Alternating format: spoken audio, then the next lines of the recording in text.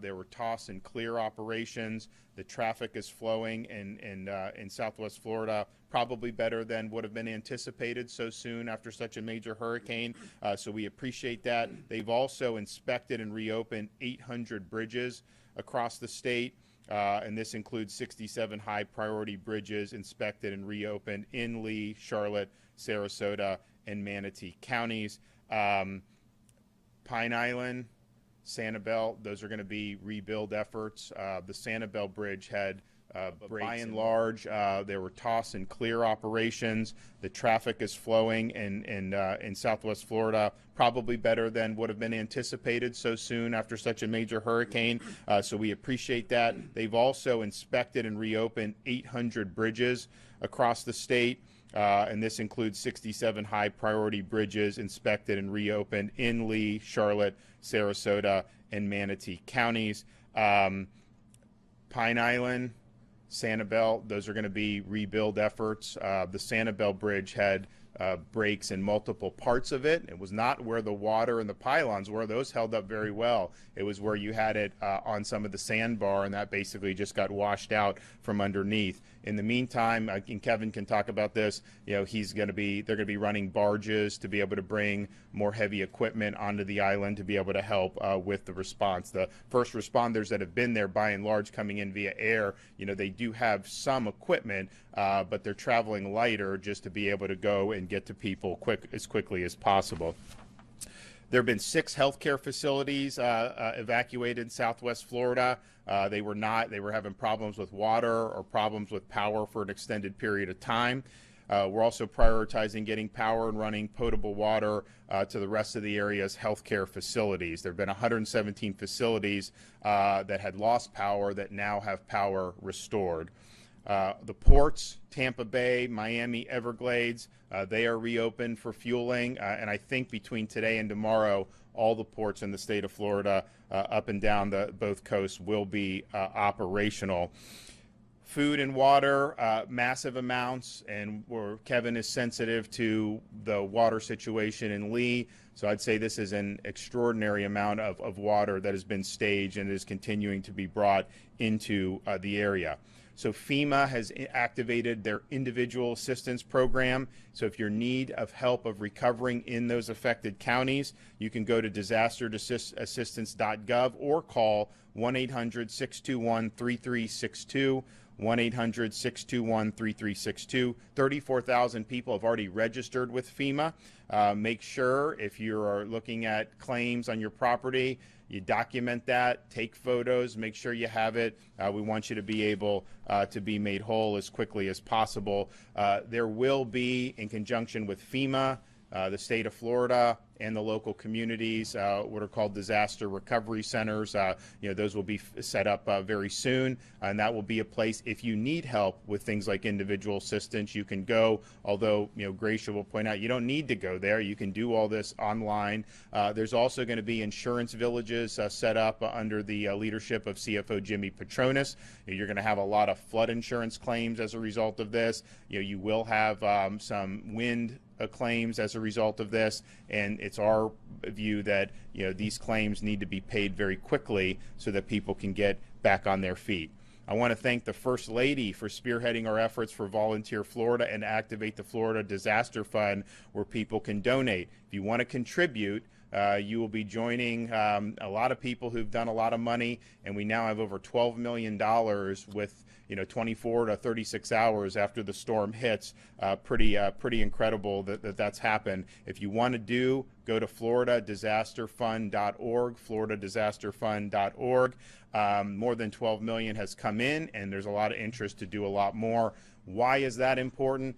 FEMA has certain things they can do via statute regulation, but if it falls outside of that, they just can't do it. That's not the way it works. And so when you enlist private organizations, they can be a little bit more nimble. They can tailor their response to maybe some of the more unique needs that citizens may have. And obviously, you have people that have been dislocated. You have people that no longer have homes. And so there's going to be a wide variety of things that they're going to need in the coming days, weeks, and months. Volunteer Florida. If you want to volunteer your time, visit www.volunteerflorida.org to find volunteer opportunities. I think this is one way where you can really make an impact, and I know people really appreciate all the outpouring of support. I want to commend the folks that we were able to meet with down in Southwest Florida. This has been a major event, of course, and these people have been working around the clock to be able to serve their constituents and serve their communities. And we appreciate the dedication. We appreciate the perseverance. We know that there's a lot of difficult days ahead, but they've really done a great job standing up for the people of their community. I'm going to let Kevin give a brief on the state response, and then we'll have the FEMA administrator come up and provide some perspective from FEMA. Thank you, Governor. So I'll obviously thank you, the Governor, but I want to thank the agencies represented here to my left, especially Gracia, FEMA Administrator Deanne Criswell, Captain Rooney, and Admiral Brendan McPherson from the United States Coast Guard, others that are not here that are certainly on that floor behind me, Lieutenant Colonel Miller from the U.S. Army Corps District out of Jacksonville, Colonel Booth out of Jacksonville, and many, many other federal partners that have certainly helped us here. Captain, if you can just grab that easel and just put it right back up here for just a second, I'd appreciate it. I wanted to thank them before I covered them up with a sign here in just a second. So, all right, so let's talk. We're right in that 72-hour area of search, secure, stabilize that I talked about yesterday. So everything that I want to talk about right now is about that search, secure, and stabilize. So we continue to have our fire rescue partners, search and rescue, going in there and conducting the what we call the hasty search, and then they're coming back and do their primary search, and then they'll do a secondary search. So again, I think it's very important for everybody to know that as a part of the search and rescue element, over a 72-hour period, there's actually 3 searches that are conducted. That hasty search is just very quick, see if they see any survivors that are alive or in a traumatic situation, and they start to move those individuals to safety. That's been conducted. Now we're back in that primary search area, which is now we're doing a little more detailed search, and then we'll do a second search behind that. Stay safe. I want people to make sure that they are safe. This comes down to personal preparedness, or I should say personal preparedness, but the individual response. Generator safety. We have been talking about it and talking about it and talking about it, but we still get reports of people operating their generators inside of a garage, operating their generators just outside of a cracked window with a cord running through the window, and we're having continued issues with carbon monoxide. All right, I'm not saying we've had carbon monoxide deaths. I'm just saying that we're still having carbon monoxide issues.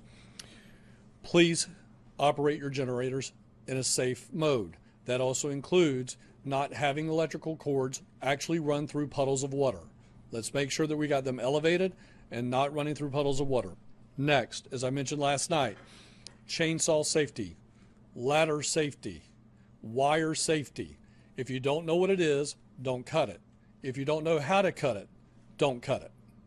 Let the professionals come in and do that.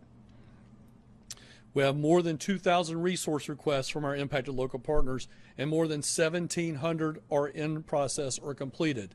I think there's a very important bullet to note here. A lot of counties put in mission requests for bulk food and water when we had a 45, 50 county disaster. Now we have counties starting to cancel their food and water. So when we say 2,000 and 1,700, and we have this 300 gap, I wanted people to understand there were 2,000 mission requests. We're filling 1,700. Some of those are going to be organically canceled because they're not impacted at the county level. We've mobilized more than 14,000 gallons of diesel to Fort Myers for a water plant to provide water to nearby hospitals. We've deployed 2 for Hernando County Fire and 2 Hernando County Sheriff staff to use drones for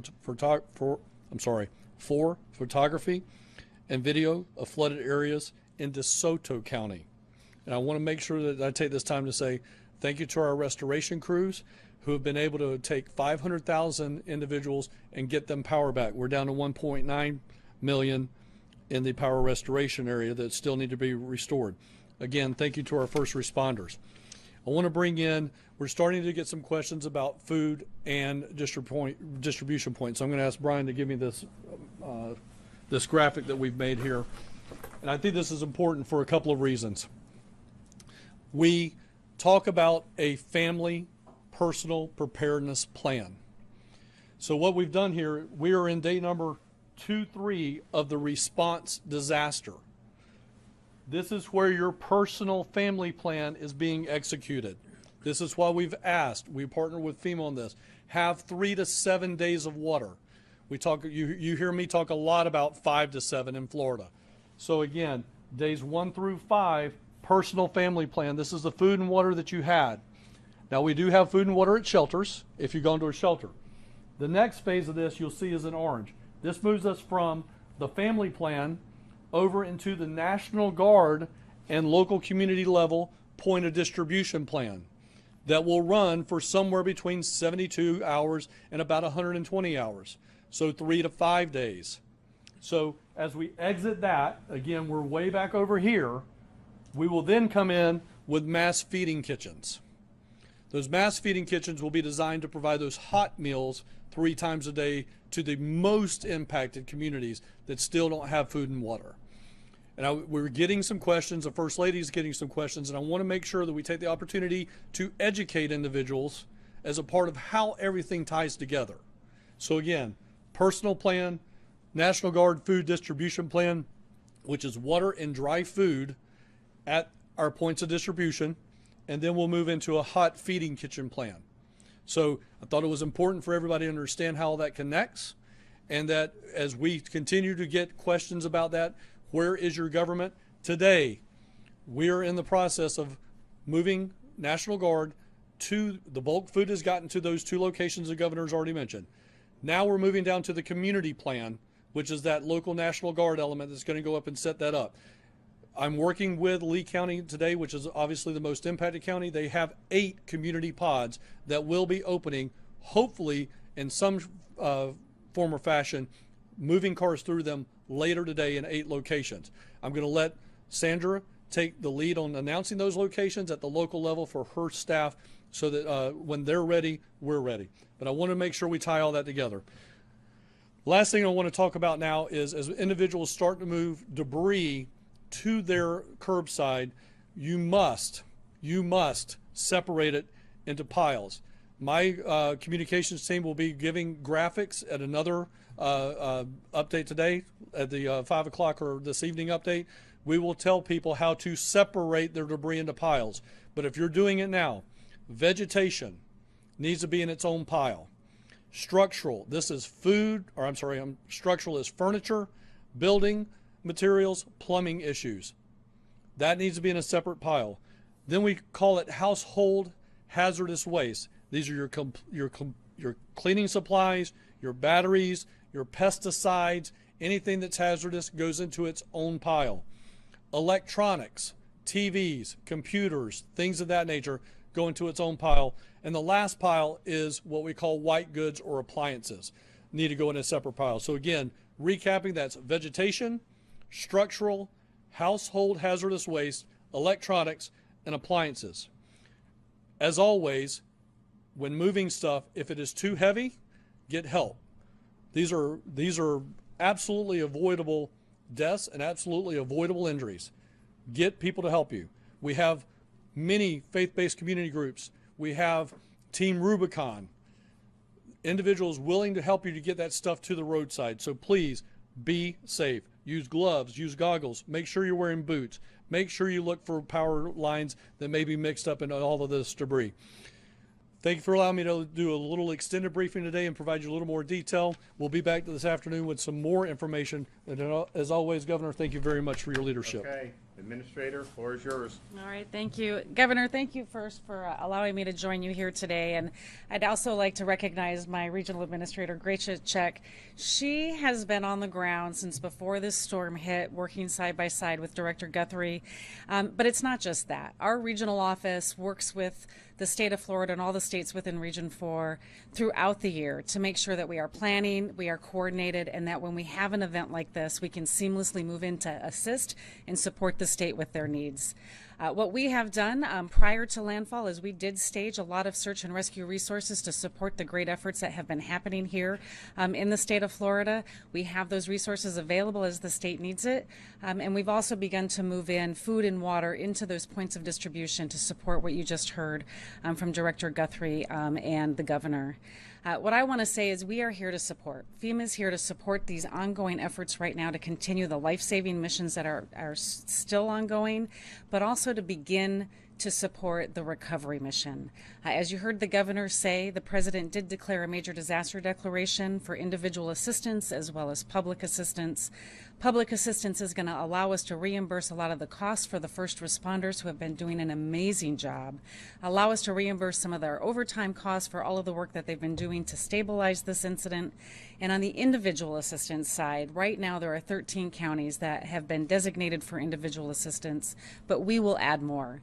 As we continue to do assessments and it has been safe to go into those neighborhoods, we will continue to add more counties so individuals can apply for assistance through FEMA. And I just want to reiterate how you can do that. You can go to disasterassistance.gov, you can go to or you can call 1-800-621-3362, or you can go to our FEMA app. I also want to let people know that we are going to have teams of individuals that are going into the shelters to help them register for assistance. Right now, we know that many people are away from their home. They may not have access to the internet. They may not have access on their cell phone. And so we're going to send teams to go into the shelters to begin that recovery process for them. Governor, I just want to commit to you, and on behalf of the president, we are here to support this recovery. We know we're still in a very active response stage. We're going to go into the stabilization, but we've already started planning for what the recovery is going to be, because we know that this is going to be a very complicated and complex recovery. We want to make sure that we have the right resources. So I appreciate the opportunity to join you today so I can see firsthand what some of the needs are. I've brought recovery and response personnel with me to make sure that we are bringing the right resources to support the governor's needs and what his concerns are. So thank you very much. Okay, any questions? Governor, I got two quick ones. First of all, do we have an update on casualties? And second of all, obviously you're meeting with the administrator today. What are you asking for? What does the state of Florida need from FEMA? Well, I think the number one thing that we needed, that they provided, which was the Army Corps to support Lee County and their water situation. Critical to get that infrastructure back up and running. You look at this storm, obviously there was really significant damage, but you also have a lot of folks who had minimal or maybe no damage, and getting them back, make sure they're in their homes, they have the running water, the electrical, all of that is going to make all the other efforts so much better. So we appreciate that, but I think that is probably the number one priority. Kevin, would you say that that's probably the number one priority? And the Army Corps, they're the subject matter experts, and so hopefully they get a diagnosis and then they can plan and the county can go in and fix it. I'll let Kevin talk about the other. So where we stand right now on fatalities is, I'll break this down by county. We have one confirmed fatality in Polk County. We have 12 unconfirmed fatalities in Charlotte County. We have 8 unconfirmed fatalities in Collier County, and we are still processing through the situation with the hasty search that I mentioned before in Lee County. Now, let me talk about confirmation and unconfirmed. People die in disasters that have nothing to do with the disaster, right? So the medical examiner is the one that makes that determination. They are the lead agency at the local level to determine when they investigate that this is either disaster related or not disaster related. If it is determined to be disaster related, you've heard the governor and I talk about this now for about 3 or 4 days, there is a direct death, in other words, storm surge, rising water, things of that nature, or indirect, the stuff that led up to it after the fact. So with that being said, we have 12 unconfirmed fatalities. In Charlotte County, we have 8 unconfirmed fatalities. In Collier County, we have 1 confirmed fatality. In Polk County. So that brings us up to 21 total. We do have an identified situation that was done during the hasty search of some fatalities. We do not know exactly how many were in the house, and let me paint the picture for you. the water was up over the rooftop, right? But we had a Coast Guard rescue swimmer swim down into it, and he could identify that it appeared to be human remains. We do not know exactly how many. We do not know what the situation is, and before we comment on that, we want to be transparent, but we just don't know that number. And we got a couple of other situations where we had that particular type situation. So right now, the number we're going with is we have 21. We have identified a situation for sure that we know we got something in, but until the water recedes and we get the special equipment, again, we've got to have special equipment to get in there. And as the governor's already talked about, is we can't get that over there. So I'll take just a point of privilege there and talk about that. We've got a 20 by 40 foot spud barge that's now been delivered that we can now start traversing some heavier equipment. In the Search and World Rescue, this is called Hackneys. These are basically like beer delivery trucks, soda delivery trucks that have specialized equipment that we can get on that spud barge, get it on the land, the other side, and start doing some really technical type of rescue. Once we get to that point, then we can probably give you some better numbers. But where we're at today is 21, 1 confirmed, 20 unconfirmed. For clarity on the survey, Governor, you mentioned that there were about 20,000 people that had responded to the survey, 10,000 were contacted, and they were fined. Does that mean that 10,000 have not responded and they're not okay? Or? No, that's not what that means. So, for instance, right now we have about 14,000 people just in Lee County, I believe it is. Well, I'm sorry, across across the 3 counties. We've got about 14,000 people in shelters. So we are now, we did an automation of collecting data. We are now at a point where in this 10,000 is we're physically having to find people. Do they have communications? Can we get them on the cell phone? In the hardest hit impacted area, we may not have cell phone capability. So we are trying to, it's going to take us some time. If you guys recall back when I was here for Hurricane Michael, we had over 30,000 people. And then we whittled that down to 3,000. And then we whittled it down to 300. And that just happened organically over time. But if you recall, between indirect and direct deaths for Hurricane Michael, I think we only had 77. So that number is going to continue to squeeze itself down, down, down as we have the ability to get into shelters and find people that are registered inside of shelters. People will register via the FEMA app, FEMA website, on the phone with FEMA, person to person with FEMA, and then we'll start to be able to whittle those numbers down between federal data, between state data, between local data, and that number will continue to shrink. But again, we are way ahead of where we were at for Hurricane Michael when I was here on this floor for that. We were 30,000 weeks into that situation. We're down to less than 10,000. We're only day number 2. So that number is going to continue to come down drastically. Consider that 10,000 number just maybe a combination of whether they're missing, out of contact, out of power, not the location might have changed, or what exactly? Right. How would you consider the categories? All the aforementioned. And for those that didn't hear the question, what categories will we put this into? Those without power, those without communications, those that are just trying to still reconnect with loved ones. At the end of the day, it's all of those categories. But again, we will shrink that. That will organically shrink day by day. That the pod that's right behind me, 30 feet behind me, are human services.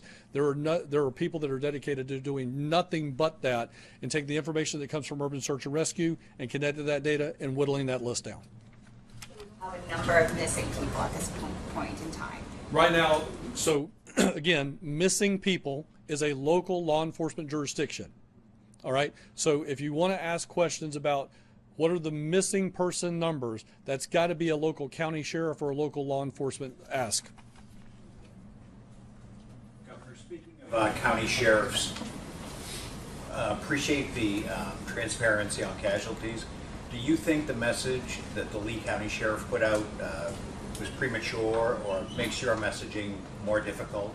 Look, I mean, I think these are stressful situations. I think that when you have a storm like that bearing down on your community and then obviously hitting the community, the people were going through that, they're working, but you kind of have a lump in your throat because you just don't know what's going to happen. And I think that that was done because there's concern for the well-being of the people of Lee County, and there's a concern of the damage that the storm has done. I mean, clearly, it's packed a big wallop. When you look at some of these things, like you see a house totally washed out, and it's just nothing but a concrete slab on Fort Myers Beach. You just pray to God that no one was in that, because some of these things, these people on Sanibel that have the real big houses, they could hunker down and it'll pass, and their homes are raised, and so the surge they're probably protected from. Some of these others, particularly some of the older construction, didn't stand a chance in that. And so you just hope that those were folks that had left, or that those structures were not occupied. So I think it was just about the concern for what they were facing, and the fact that you did have people that as the storm was in process, there were people that were really concerned with what they were seeing with the water rising and whatnot. I think Kevin would agree, as the search and the rescue folks have gone to a lot of these areas, fortunately, you're not finding like desperate people waving, saying that it's usually, there's some people that are brought off the island, they're thankful, but many of these people on Sanibel are saying, we're fine, thanks for coming by and doing that. So there's going to be more that happens in the next few days, but I do think the response was very, very quick. I think it absolutely has made a huge difference. And if you just look at where are we at in rescues now, I mean, we're over 700 rescues. We're over 700,000 rescues, but the CFO's office has over 3,000 touch points. So I think that's an important number. We've made contact with 3,000 people in the field, touch points in the field, and actually rescued 700, sir. Yeah. So, but this is ongoing. Those guys have worked really hard, and especially you think about who was the first one to get over there, literally driving through tropical storm across Alligator Alley, was Task Force 2 out of Miami. And who was Task Force 2? When did we see them last in a public way? We saw them at the Surfside disaster. We saw the Task Force 1 there, and many other task forces from around the state and the country that came in. So when they're doing this, it's obviously important work. But these are not easy missions to be doing on. I mean, it was not easy for them to be on that pile in Surfside and search for people, and unfortunately, find many people who were killed in that collapse. And so now they're in a situation, where they're looking, and hopefully they find people that are okay, or that the buildings are empty. But you don't want to have to see people that had gone that didn't make it through. And so it's a physical, it's putting yourself out there in harm's way, but it does also take a toll. And Kevin, why don't you talk about the mental health that we're doing in here? Sure. So in the mental health category, if you recall, very early on in the DeSantis administration, First Lady Casey DeSantis took on the role of providing for first responder mental health, to include of hiring the first ever in the division a state mental health coordinating officer. So Sarah Newhouse is our state mental health coordinating officer. She is housed here in the Division of Emergency Management. Has a bifurcated chain of command, me on a day-to-day basis, but in a disaster situation, she reports directly to the First Lady to help coordinate those disaster mental health services, not only for disaster mental health in general, but even more importantly focused on first responder mental health. So you're going to see already, there are already embedded what we call critical incident stress management teams, or CISM teams for short. Those are already on site, and you're going to continue to see first responder mental health resources come into the area, including FEMA's first responder mental health services, as well as individual mental health services, as well as ours. So again, we have a person, I'm titled the state coordinating officer, to coordinate all of these state agencies that respond to a disaster, but we have a person that just takes a subset of mental health and is that state mental health coordinating officer that works under me and underneath the First Lady for disaster mental health. Okay, thanks guys. Location of the house where the